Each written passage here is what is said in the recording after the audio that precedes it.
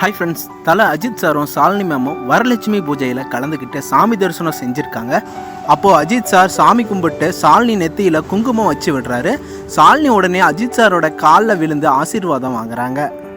உடனே அஜித் சாரும் அங்கே ஃபன் கவுண்டராக வீட்டுக்கு போனதும் நான் விழணும் அப்படிங்கிற மாதிரி காமெடியாக ஃபன் பண்ணி பேசியிருக்காரு. இதை பார்த்துட்டு அஜித் சாரோட ஃபேன்ஸ் பலருமே இந்த ஒரு வீடியோவை இப்போ வைரல் ஆக்கிட்டு வராங்க. அஜித் சார் ஷாலினி மேமை இந்த மாதிரி பார்க்கவே ரொம்பவே க்யூட்டாக இருக்குது.